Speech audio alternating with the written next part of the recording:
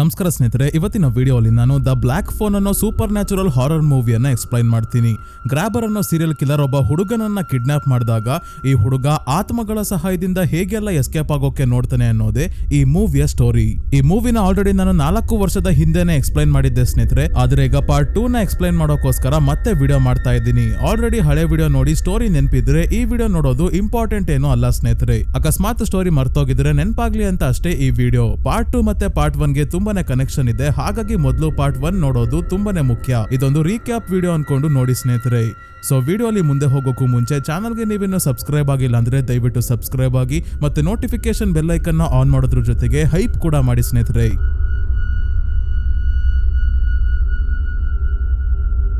ಈ ಮೂವಿಯ ಕತೆ ನಡೆಯೋದು 1978 ಡೆನ್ವರ್ ಅನ್ನೋ ಸಿಟಿಯಲ್ಲಿ.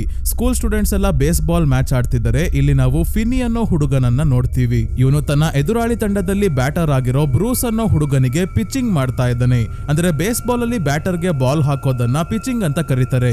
ಫಿನಿ ಎಷ್ಟೇ ಚೆನ್ನಾಗಿ ಪಿಚಿಂಗ್ ಮಾಡಿದ್ರು ಕೊನೆಗೆ ಮ್ಯಾಚ್ ಅಲ್ಲಿ ಇವನ ಟೀಮ್ ಅವರೇ ಸೋಲ್ತಾರೆ. ಆದ್ರೆ ಎದುರಾಳಿ ತಂಡದಲ್ಲಿ ಇರೋ ಬ್ರೂಸ್ ಬಂದು ನೀನು ಸಖತ್ತಾಗಿ ಪಿಚಿಂಗ್ ಮಾಡ್ತೀಯಾ ಅಂತ ಹೊಗಳಿ ಮನೆ ಕಡೆ ಹೊರಡ್ತಾನೆ. ಸೈಕಲ್ ತುಳ್ಕೊಂಡು ನಾನೇ ಮ್ಯಾಚ್ ಗೆಲ್ಲಿಸ್ದೆ, ಈಗ ಫೇಮಸ್ ಆಗೋದೆ ಅಂತ ಖುಷಿಯಾಗಿ ಹೋಗ್ಬೇಕಾದ್ರೆ ಇವನ ಮುಂದೆ ಒಂದು ಕಪ್ಪು ಬಣ್ಣದ ವ್ಯಾನ್ ಬರುತ್ತೆ.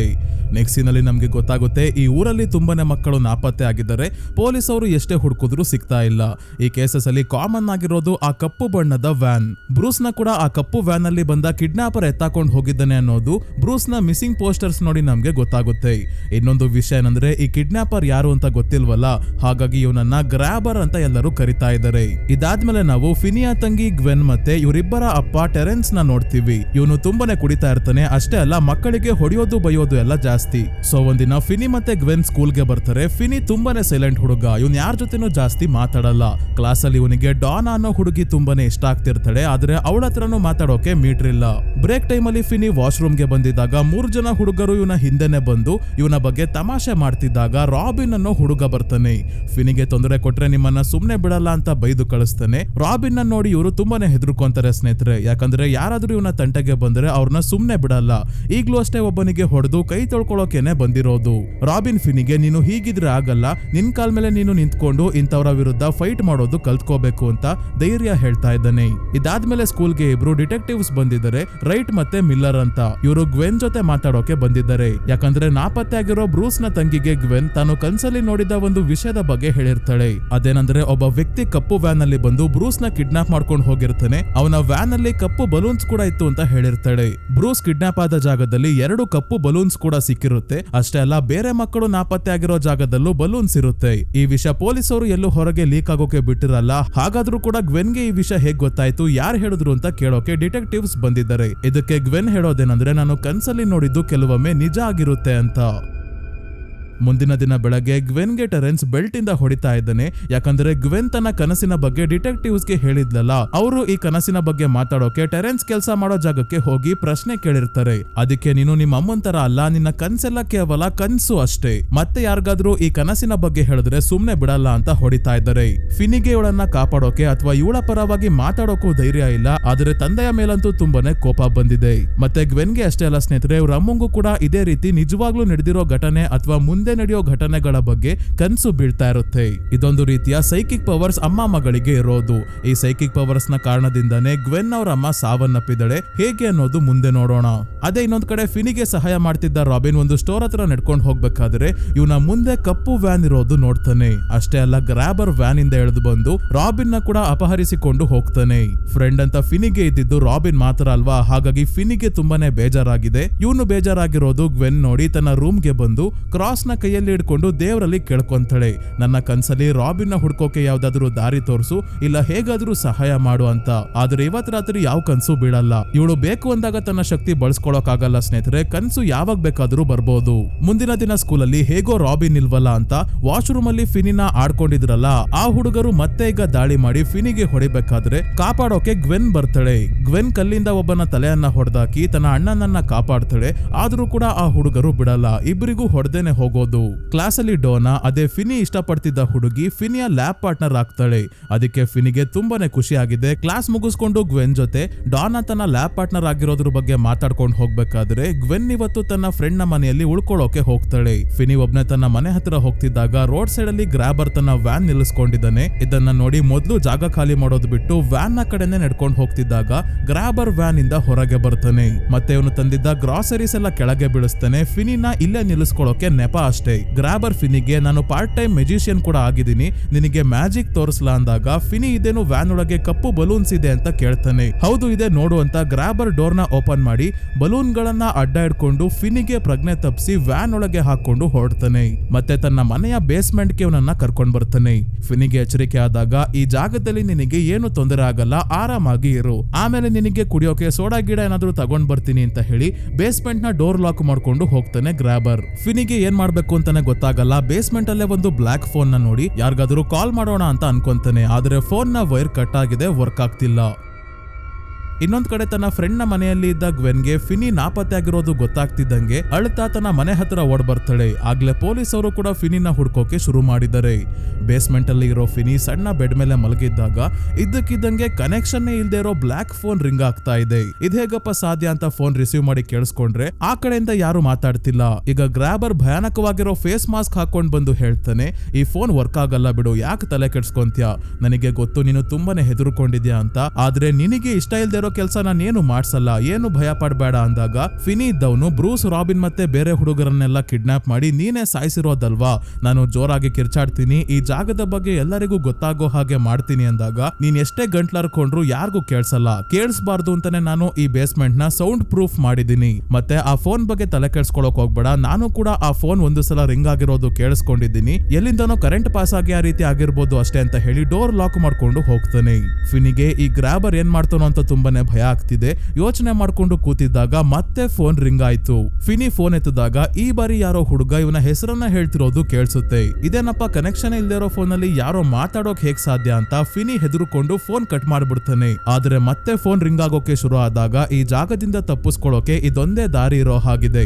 ಫೋನ್ ರಿಸೀವ್ ಮಾಡಿ ನೋಡೋಣ ಅಂತ ಮತ್ತೆ ರಿಸೀವ್ ಮಾಡಿದಾಗ ಫೋನ್ ಅಲ್ಲಿ ಮಾತಾಡ್ತಿರೋ ಹುಡುಗ ಹೇಳ್ತಾನೆ, ನಾನು ಹೇಳೋದು ಸರಿಯಾಗಿ ಕೇಳಿಸ್ಕೊ, ನಾವು ಕೂಡ ಇದೇ ಜಾಗದಲ್ಲಿ ಇದ್ವಿ, ಆದ್ರೆ ನಮಗೆ ಯಾರಿಗೂ ಈ ಫೋನ್ ರಿಂಗ್ ಆಗೋದು ಕೇಳಿಸಿರ್ಲಿಲ್ಲ, ಆದ್ರೆ ನಿನಗೆ ಮತ್ತೆ ಗ್ರಾಬರ್ಗೆ ಮಾತ್ರ ಈ ಫೋನ್ ರಿಂಗ್ ಆಗ್ತಾ ಇರೋದು ಕೇಳಿಸ್ತಾ ಇದೆ, ಯಾಕೆ ಅಂತ ಗೊತ್ತಿಲ್ಲ. ಗ್ರಾಬರ್ ಫೋನ್ ರಿಸೀವ್ ಮಾಡಿದಾಗೆಲ್ಲ ಏನೋ ಕರೆಂಟ್ ಪ್ರಾಬ್ಲಮ್ ಇರ್ಬೋದೇನೋ ಅಂತ ಅನ್ಕೊಂತಾನೆ, ಆದ್ರೆ ನೀನು ಹೇಗೋ ನನ್ ಜೊತೆ ಮಾತಾಡ್ತಾ ಇದ್ಯಾ.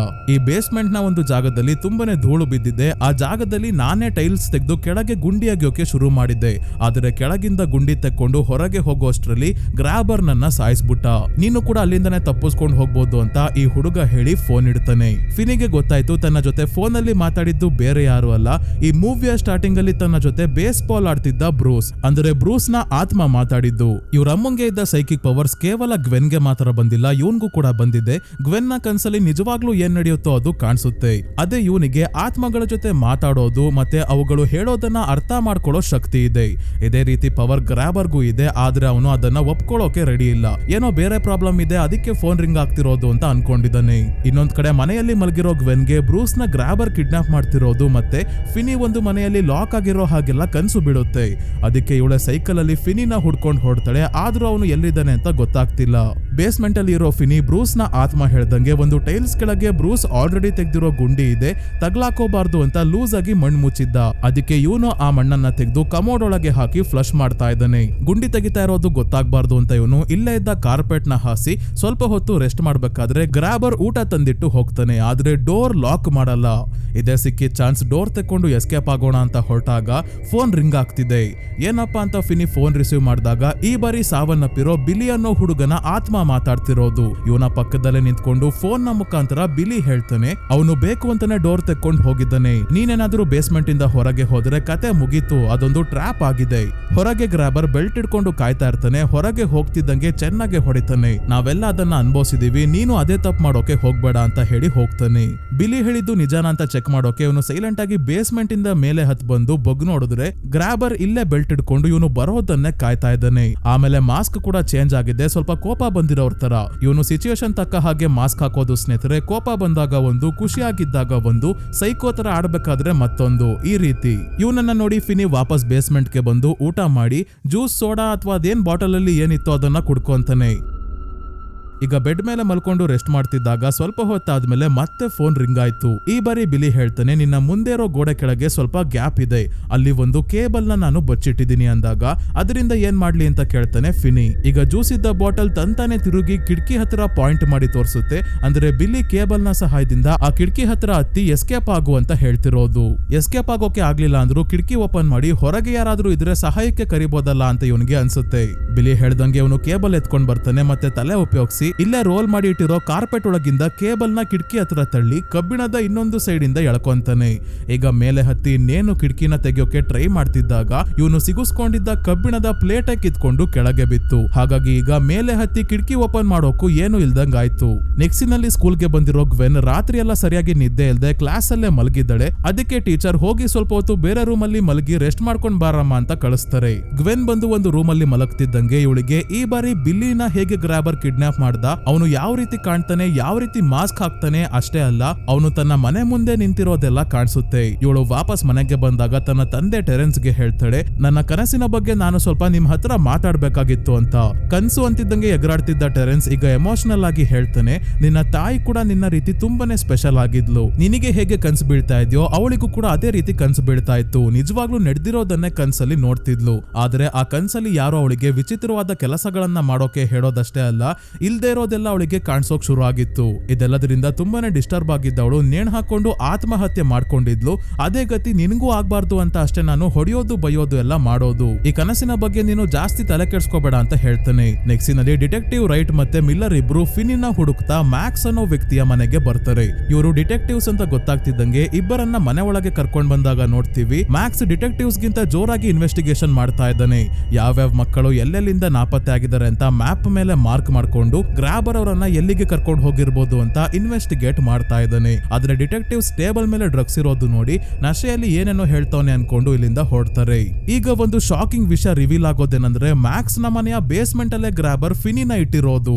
ಅಷ್ಟೇ ಅಲ್ಲ ಮ್ಯಾಕ್ಸ್ ಗ್ರಾಬರ್ ನ ತಮ್ಮನೇ ಆಗಿದ್ದಾನೆ. ಆದ್ರೆ ಮ್ಯಾಕ್ಸ್ ಗೆ ಗ್ರಾಬರ್ ಏನ್ ಮಾಡ್ತಿದ್ದಾನೆ ಅನ್ನೋದೇ ಗೊತ್ತಿಲ್ಲ. ಈಗ ಗ್ರಾಬರ್ ಮತ್ತೆ ಫಿನಿಗೋಸ್ಕರ ಊಟ ತಗೊಂಡ್ ಬಂದಾಗ ನಿನ್ ಹೆಸರೇನ್ ಹೇಳು ಕೇಳೋದೇ ಮರ್ತೋಗಿದ್ದೆ ಅಂದಾಗ ನನ್ನ ಹೆಸರು ಟೈಲರ್ ಅಂತ ಸುಳ್ಳು ಹೇಳಿ ತಗ್ಲಾಕೊಂತಾನೆ.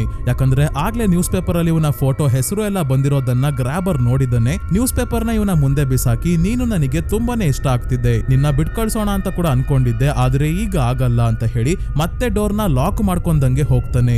ರಾತ್ರಿ ಮಲಗಿದಾಗ ಬೇಸ್ಮೆಂಟ್ ಅಲ್ಲಿ ನೀರ್ ತೊಟ್ಟಿಗ್ತಾ ಇರೋ ಹಾಗೆ ಶಬ್ದ ಕೇಳಿಸ್ತಿರೋದ್ರಿಂದ ಫಿನಿ ಹತ್ರ ಸಣ್ಣ ಫ್ಲಾಶ್ ಲೈಟ್ ಇತ್ತು. ಆ ಲೈಟ್ ನ ಆನ್ ಮಾಡ್ಕೊಂಡು ನೋಡಿದಾಗ ಒಬ್ಬ ಹುಡುಗನ ಆತ್ಮ ಗಾಳಿಯಲ್ಲಿ ತೇಲ್ತಾ ಇದೆ. ಇವನ ದೇಹದಿಂದ ಬೀಳ್ತಾ ಇರೋ ರಕ್ತದ ಶಬ್ದನೇ ಫಿನಿಗೆ ಕೇಳಿಸ್ತಾ ಇರೋದು. ಈ ಹುಡುಗ ಫೋನ್ ನ ಹತ್ರ ಬೆರಳು ಮಾಡಿ ತೋರಿಸಿದಾಗ ಫಿನಿ ಹೋಗಿ ಫೋನ್ ನ ರಿಸೀವ್ ಮಾಡ್ತಾನೆ. ಫೋನ್ ಅಲ್ಲಿ ಗ್ರಿಫಿನ್ ಅನ್ನೋ ಹುಡುಗನ ಆತ್ಮ ಹೇಳುತ್ತೆ, ಗ್ರಾಬರ್ ನಾಟಿ ಬಾಯ್ ಅನ್ನೋ ಗೇಮ್ ಆಡ್ತಾ ಇದ್ದಾನೆ. ಅಂದ್ರೆ ನಾವೇನಾದ್ರೂ ತಪ್ಪು ಮಾಡ್ಲಿ, ತಪ್ಪಿಸ್ಕೊಂಡು ಹೋಗೋಕೆ ಪ್ರಯತ್ನ ಪಡ್ಲಿ ಅಂತಾನೆ ಕಾಯ್ತಾ ಇರ್ತಾನೆ, ಇಲ್ಲ ಅಂದ್ರೆ ಅವನೇನು ಮಾಡಲ್ಲ. ಈಗ ಹೊರಗೆ ಅವನು ಚೇರ್ ಮೇಲೆ ಬೆಲ್ಟ್ ಇಟ್ಕೊಂಡು ಕೂತಿದ್ದವನು ಹಾಗೆ ಮಲಗಿದ್ದಾನೆ. ಇದೇ ನೀನು ತಪ್ಪಿಸ್ಕೊಂಡು ಹೋಗೋಕೆ ಸರಿಯಾದ ಸಮಯ. ನನ್ನ ಕಿಡ್ನಾಪ್ ಮಾಡಿದಾಗ ನನ್ನ ಸೈಕಲ್ ಅಲ್ಲಿ ಇದ್ದ ಕಾಂಬಿನೇಷನ್ ಲಾಕ್ ನ ಕೂಡ ಕಿತ್ಕೊಂಡಿದ್ದ, ಈಗ ಅದನ್ನ ಡೋರ್ಗೆ ಹಾಕಿದ್ದಾನೆ. ಪಾಸ್ವರ್ಡ್ ಮರ್ತೋಗ್ತೀನಿ ಅಂತಾನೆ ಮುಂದೆ ಇರೋ ಗೋಡೆ ಮೇಲೆ ಬರ್ದಿದ್ದೀನಿ ನೋಡು ಅಂದಾಗ ಫಿನಿ ಗೋಡೆ ಮೇಲೆ ಚೆಕ್ ಮಾಡ್ತಾನೆ. 23317 ಅನ್ನೋ ನಂಬರ್ ಇದೆ. ಈ ನಂಬರ್ ನ ನೆನ್ಪಿಡ್ಕೊಂಡು ಸೈಲೆಂಟ್ ಆಗಿ ಬೇಸ್ಮೆಂಟ್ ಇಂದ ಹೊರಗೆ ಬರ್ತಾನೆ. ಗ್ರಾಬರ್ ಮಲಗಿದ್ದಾನೆ. ಹಾಗಾಗಿ ಡೋರ್ ಹತ್ರ ಬಂದು ಕಾಂಬಿನೇಷನ್ ಲಾಕ್ ಗೆ ಪಾಸ್ವರ್ಡ್ ಹಾಕಿ ಲಾಕ್ ಓಪನ್ ಮಾಡ್ತಿದ್ದಂಗೆ ಗ್ರಾಬರ್ ನ ತಮ್ಮ ಮ್ಯಾಕ್ಸ್ ಹಾಕಿದ್ದ ನಾಯಿ ಬೊಗಳೋಕೆ ಶುರು ಮಾಡ್ತು. ಇದರಿಂದ ಗ್ರಾಬರ್ ಎದ್ದು ಫಿನಿ ಮನೆಯಿಂದ ತಪ್ಪಿಸ್ಕೊಂಡು ಓಡ್ ಹೋಗ್ತಾ ಇರೋದನ್ನ ನೋಡಿ ಹಿಂದೆನೆ ತನ್ನ ವ್ಯಾನ್ ಎತ್ಕೊಂಡು ಬರ್ತಾನೆ. ಕೊನೆಗೂ ಫಿನಿನ ಇವನು ಮತ್ತೆ ಹಿಡ್ಕೊಂಡ. ಫಿನಿ ಕಿರ್ಚಾಡೋ ಶಬ್ದ ಕೇಳಿ ಒಂದೆರಡು ಮನೆಯವರು ಲೈಟ್ ಹಾಕೊಂಡು ಹೊರಗೆ ಬರ್ತಾರೆ. ಗ್ರಾಬರ್ ಫಿನಿಗೆ ಚಾಕು ತೋರಿಸಿ ಶಬ್ದ ಮಾಡಿದ್ರೆ ಕಟ್ ಮಾಡ್ತೀನಿ ಅಂತ ಹೆದರಿಸಿದ್ರಿಂದ ಇವನು ಕಿರ್ಚಾಡೋದು ನಿಲ್ಲಿಸ್ತಾನೆ. ಹಾಗಾಗಿ ಗ್ರಾಬರ್ ಇವನನ್ನ ಎತ್ತಾಕೊಂಡ್ ಬಂದು ಮತ್ತೆ ಬೇಸ್ಮೆಂಟ್ ಅಲ್ಲಿ ಲಾಕ್ ಮಾಡ್ದ. ಸ್ವಲ್ಪ ಹೊತ್ತಾದ್ಮೇಲೆ ಫೋನ್ ರಿಂಗ್ ಆಯ್ತು. ಯಾರು ಅಂತ ರಿಸೀವ್ ಮಾಡಿದ್ರೆ ಈ ಬಾರಿ ವ್ಯಾನ್ಸ್ ಅನ್ನೋ ಹುಡುಗನ ಆತ್ಮ ಇಲ್ಲೇ ಇದೆ. ಫೋನ್ ನ ಮುಖಾಂತರ ಮಾತಾಡ್ತಾ ಇದ್ದಾನೆ. ಇವನು ಫಿನಿ ಇಲ್ಲಿಂದ ತಪ್ಪಿಸ್ಕೊಂಡು ಹೋಗೋಕೆ ಇನ್ನೊಂದು ಐಡಿಯಾ ಕೊಡ್ತಾನೆ. ಅದೇ ಕಮೋಡ್ ಪಕ್ಕದ ಗೋಡೆಯನ್ನ ಏನಾದ್ರೂ ಮಾಡಿ ಹೊಡೆದಾಕಿದ್ರೆ ಸ್ಟೋರೇಜ್ ರೂಮ್ ಅಲ್ಲಿ ಇರೋ ಫ್ರೀಜರ್ ಗೆ ಹೋಗ್ತಾನೆ. ಅಲ್ಲಿಂದ ಫ್ರೀಜರ್ ಡೋರ್ ಓಪನ್ ಮಾಡ್ಕೊಂಡು ಹೊರಗೆ ಹೋಗ್ಬೋದು ಅಂತ ಹೇಳ್ತಿದ್ದಂಗೆ ಫಿನಿ ಫ್ಲಶ್ ಟ್ಯಾಂಕ್ ನ ಮುಚ್ಚಳ ಎತ್ಕೊಂಡು ಗೋಡೆ ಹೊಡೆಯೋಕೆ ಶುರು ಮಾಡ್ತಾನೆ. ಗೋಡೆ ತುಂಬಾನೇ ಗಟ್ಟಿ ಇದೆ, ಅದಕ್ಕೆ ಕೆಲವು ಸೆಕೆಂಡ್ಸ್ ಅಲ್ಲೇ ಹೊಡೆದೋಗುತ್ತೆ. ಈಗ ಫ್ರೀಜರ್ ಕಾಣ್ತಿದೆ. ಫ್ರೀಜರ್ ನ ಸ್ಕ್ರೂ ಅನ್ನ ಫ್ಲಶ್ ಟ್ಯಾಂಕ್ ಅಲ್ಲಿ ಇರೋ ವಸ್ತುಗಳಿಂದನೇ ತೆಕ್ಕೊಂಡು ಫ್ರೀಜರ್ ಒಳಗೆ ಬಂದ. ಆದ್ರೆ ಅವನ ಟೈಮೇ ಸರಿ ಇಲ್ಲ ಅನ್ಸುತ್ತೆ. ಫ್ರೀಜರ್ ನ ಡೋರ್ ಅನ್ನ ಹೊರಗಿಂದ ಲಾಕ್ ಮಾಡ್ಬಿಟ್ಟಿದ್ದಾರೆ. ಹಾಗಾಗಿ ತುಂಬಾನೇ ದುಃಖ ಆಗಿ ಇಲ್ಲೇ ಅಳ್ತಾ ಕುತ್ಕೊಂತಾನೆ ಫಿನಿ. ಇನ್ನೊಂದ್ ಕಡೆ ಗ್ವೆನ್ ಬಾತ್ ಟಬ್ ಅಲ್ಲಿ ಸ್ನಾನ ಮಾಡ್ತಾ ಹಾಗೆ ಮಲ್ಕೊಂಡಿದ್ದಾಗ ಇವಳಿಗೆ ವ್ಯಾನ್ಸ್ ನ ಬಗ್ಗೆ ಕನ್ಸು ಬಿಡುತ್ತೆ.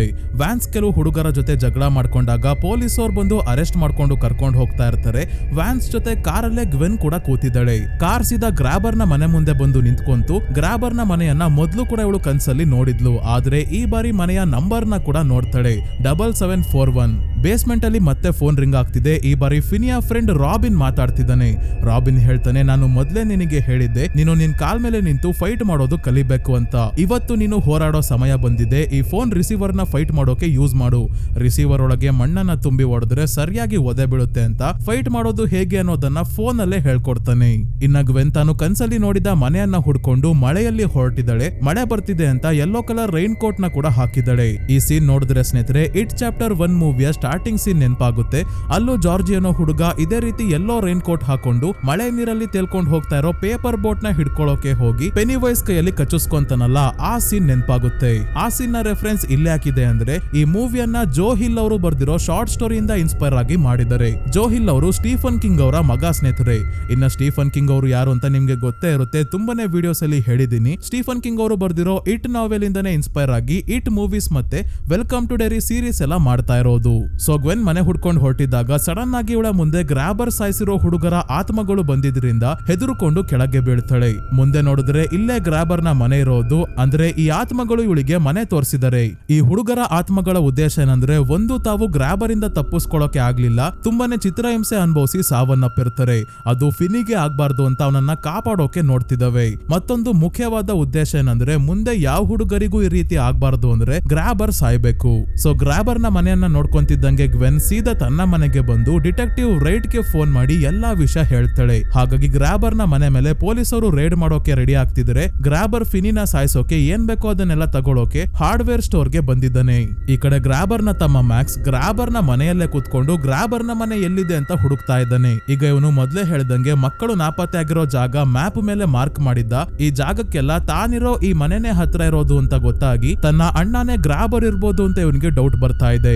ಗ್ರಾಬರ್ ತನ್ನಿಂದ ಏನೋ ಮುಚ್ಚಿಡ್ತಾ ಇದ್ದಾನೆ ಅಂತ ಮೊದ್ಲಿಂದನೂ ಇವನಿಗೆ ಡೌಟ್ ಇತ್ತು. ಅದಕ್ಕೆ ಮನೆ ಪೂರ್ತಿ ಸರ್ಚ್ ಮಾಡಿದಾಗ ಬೇಸ್ಮೆಂಟ್ ಅಲ್ಲಿ ಇರೋ ಫಿನಿನ ನೋಡ್ದ. ನೀನೇನ್ ಟೆನ್ಷನ್ ತಗೋಬೇಡ, ನಾನು ನಿನ್ನ ಕಾಪಾಡ್ತೀನಿ ಅನ್ನೋ ಅಷ್ಟ್ರಲ್ಲೇ ಹಿಂದೆಯಿಂದ ಗ್ರಾಬರ್ ಬಂದು ತನ್ನ ತಮ್ಮ ಅಂತನೂ ನೋಡ್ದೆ ತಲೆಗೆ ಕೊಡಲಿಯಿಂದ ಹೊಡಿತಾನೆ. ಈಗಾಗ್ಲೇ ಡಿಟೆಕ್ಟಿವ್ಸ್ ಪೊಲೀಸ್ ಅವ್ರನ್ನ ಕರ್ಕೊಂಡ್ ಬಂದು ಮನೆಯನ್ನ ಸರ್ಚ್ ಮಾಡ್ತಾ ಇದ್ದಾರೆ. ಗ್ರಾಬರ್ ಫಿನಿಯನ್ನ ಕೊಲ್ಲೋದಕ್ಕೆ ಕೊಡ್ಲಿ ತಂದಿರೋದಷ್ಟೇ ಅಲ್ಲ, ನಾಯಿ ಕೈಯಲ್ಲಿ ಕತ್ಸೋಕೆ ಮ್ಯಾಕ್ಸ್ ನ ನಾಯನ್ನ ಕೂಡ ಕರ್ಕೊಂಡ್ ಬಂದು ಕಟ್ ಹಾಕಿದ್ದಾನೆ. ಆದ್ರೆ ಫಿನಿ ಇವನ್ಗೆ ಅಂತಾನೆ ಮೊದ್ಲೇ ಟ್ರ್ಯಾಪ್ ಸೆಟ್ ಮಾಡಿದ್ದ. ಕೇಬಲ್ ನ ಸಹಾಯದಿಂದ ಇವನು ಕಾಲೆಡ್ವಿ ಫಿನಿ ಗುಂಡಿ ತೆಗ್ದಿದ್ನಲ್ಲ ಅದರ ಒಳಗೆ ಬೀಳೋ ಹಾಗೆ ಮಾಡ್ತಾನೆ. ಈ ಗುಂಡಿ ಒಳಗೇನೆ ಕಿಟಕಿಯಿಂದ ಕಿತ್ಕೊಂಡ್ ಬಂದಿದ್ದ ಕಬ್ಬಿಣದ ಪ್ಲೇಟ್ ನ ಕೂಡ ಇಟ್ಟಿದ್ದ. ಹಾಗಾಗಿ ಗ್ರಾಬರ್ ಬೀಳ್ತಿದ್ದಂಗೆ ಕಾಲ್ ಮುರಿದೋಯ್ತು.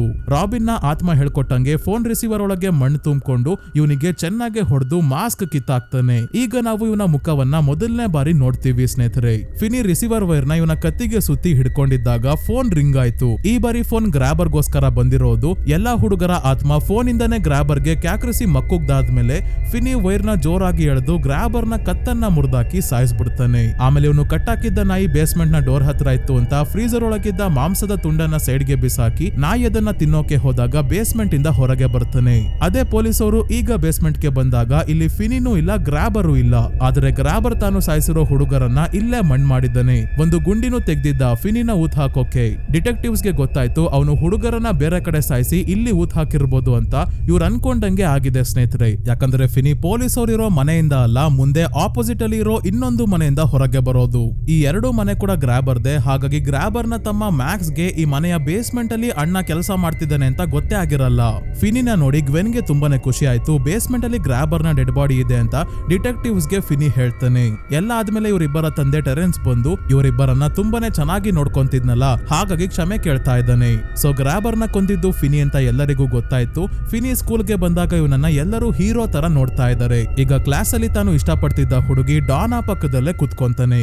ಸೊ ಸ್ನೇಹಿತರೆ, ಈ ಮೂವಿ ಇಲ್ಲಿಗೆ ಮುಗಿಯುತ್ತೆ. ಬ್ಲಾಕ್ ಫೋನ್ ಪಾರ್ಟ್ 2 ಅಲ್ಲಿ ಗ್ರಾಬರ್ ಸತ್ ಮೇಲೂ ಫಿನಿ ಮತ್ತೆ ಗ್ವೆನ್ ನ ಸುಮ್ನೆ ಬಿಡಲ್ಲ, ಆತ್ಮ ಆಗಿ ವಾಪಸ್ ಬರ್ತಾನೆ. ಈ ಬಾರಿ ಬದುಕಿದ್ದಾಗ ಎಷ್ಟು ಶಕ್ತಿಶಾಲಿ ಆಗಿದ್ನೋ ಅದಕ್ಕಿಂತ ಹೆಚ್ಚು ಶಕ್ತಿಶಾಲಿ ಆಗಿರ್ತಾನೆ. ಅಷ್ಟೇ ಅಲ್ಲ, ಗ್ವೆನ್ ಮತ್ತೆ ಫಿನಿಯ ತಾಯಿಗೆ ನಿಜವಾಗ್ಲೂ ಏನಾಗಿತ್ತು ಅನ್ನೋದನ್ನ ಕೂಡ ತೋರಿಸ್ತಾರೆ ಸ್ನೇಹಿತರೆ. ಸೊ ಈ ವಿಡಿಯೋ ನಿಮ್ಗೆ ಹೇಗನಿಸ್ತು ಅಂತ ಸ್ನೇಹಿತರೆ ಕಮೆಂಟ್ಸ್ ಅಲ್ಲಿ ಮಿಸ್ ಮಾಡದೆ ತಿಳಿಸಿ. ವಿಡಿಯೋ ಇಷ್ಟ ಆಗಿದ್ರೆ ಲೈಕ್ ಮಾಡಿ, ಚಾನಲ್ಗೆ ಸಬ್ಸ್ಕ್ರೈಬ್ ಆಗೋದ್ರ ಜೊತೆಗೆ ಹೈಪ್ ಕೂಡ ಮಾಡಿ ಸ್ನೇಹಿತರೆ. ಇದೇ ರೀತಿಯ ವಿಡಿಯೋವಿನೊಂದಿಗೆ ಮತ್ತೆ ನಿಮ್ಮನ್ನ ಭೇಟಿ ಆಗ್ತೀನಿ. ಧನ್ಯವಾದಗಳು.